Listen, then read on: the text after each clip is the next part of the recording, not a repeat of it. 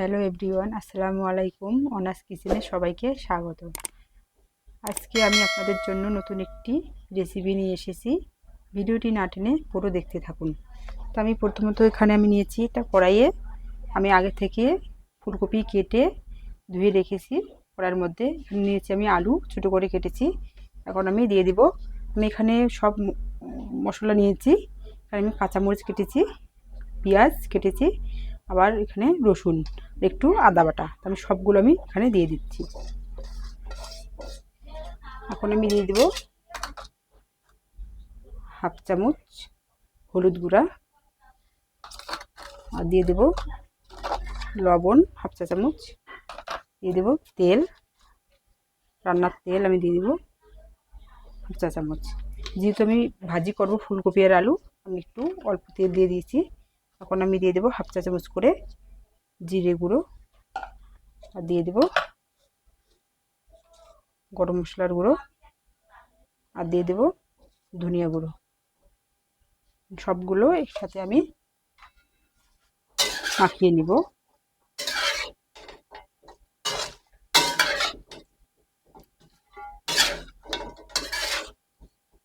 মাখানো হয়ে গেছে। এখন আমি দিয়ে দিব হাফ কাপ পানি। মানে আমি এখন হালকা সেদ্ধ করে নিব।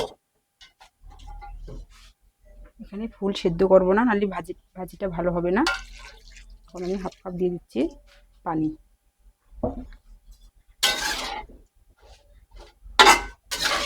এখন আমি দিয়ে দেব ঢাকনাটা দিয়ে সিদ্ধ করে নিব 5 মিনিট। আর চুলার জালটি এখন আমি হাই হিটে দিব। দেখুন আমার 5 মিনিট হয়ে গেছে। 5 মিনিট পর আমি তুলে নিচ্ছি ঢাকনাটা, ভালো করে আমি নেড়ে নিচ্ছি। দেখুন আমার সব পানি রেখে নিচ্ছে। এখন আমি ভাজির জন্য আমি তাওয়া বসিয়ে দিয়েছি। তাওয়াতে আমি দিয়েছি তেল আগে থেকে গরম করার জন্য।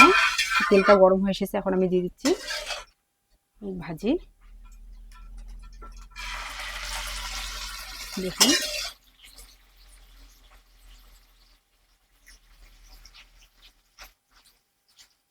এখানে আমি তাওয়াতে ভাজি করে নেব। দেখুন কত সুন্দর লালচে করে আমি ভেজে নিয়েছি। আমার ভাজতে কিন্তু 6 থেকে 7 মিনিট লেগেছে। আমি এখন তুলে নিচ্ছি।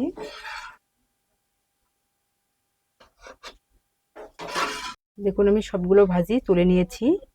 এই ভাজিটা আমাদের পরিবারের সবার পছন্দ, তাই আমি আজকে রান্না করলাম।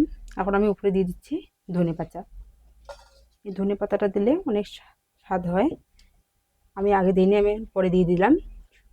দেখুন ভিডিওটি ভালো লাগলে লাইক, কমেন্ট, শেয়ার এবং ফলো দিয়ে পাশে থাকবেন। ধন্যবাদ।